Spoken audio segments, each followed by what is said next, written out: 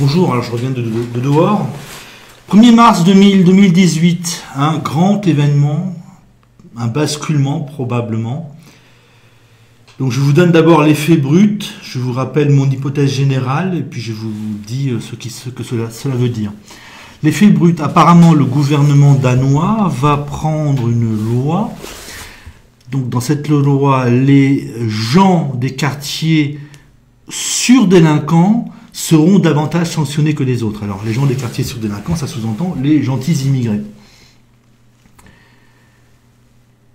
On aurait, comme on dirait en France, une rupture d'égalité. Les gens de ces quartiers-là, pour certains délits, et à délits égaux, donc seront davantage sanctionnés que les autres. Et c'est impressionnant. Donc voilà, c'est une inégalité devant la loi appliquée en gros aux immigrés, aux enfants d'immigrés. On ne le dit pas tout à fait comme cela, mais ça doit revenir à peu près à ça. Au Danemark, donc, on devrait sanctionner davantage les immigrés, les enfants d'immigrés, pour des délits équivalents à ceux des Danois. Voilà.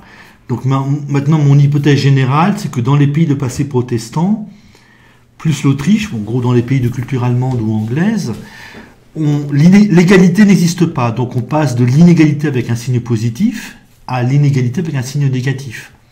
C'est-à-dire que dans un premier temps, on va vénérer les Noirs, les musulmans, les Maghrébins, les Turcs, les Pakistanais,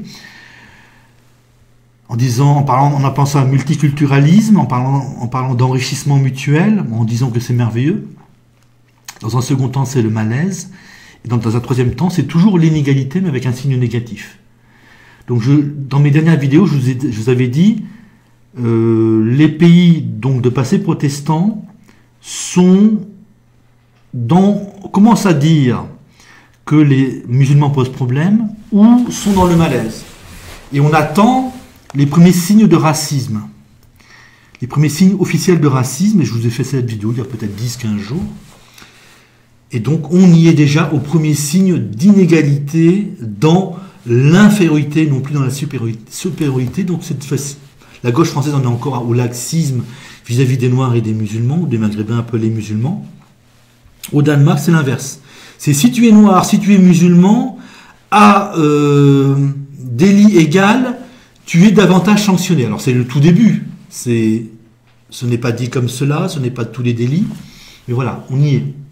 On est déjà à des traitements, on est encore à des traitements différentiels pour les Noirs et pour les musulmans, les gens après les musulmans, mais cette fois-ci dans l'infériorité. Et à mon avis, donc c'est le début. C'est déjà le début de la grande cavalcade européenne vers le racisme. Donc tous les pays de passé protestant plus l'Autriche vont y passer.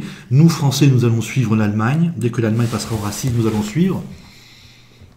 Voilà, donc c'est probablement commencé. En tout cas, je vous laisse quand même me donner votre avis sur le fait que les délinquants de ces zones-là, des zones avec beaucoup d'immigrés, les zones surdélinquantes, donc avec beaucoup d'immigrés, ces délinquants-là, à délit égal, seront davantage sanctionnés que les délinquants des autres régions ou des autres zones.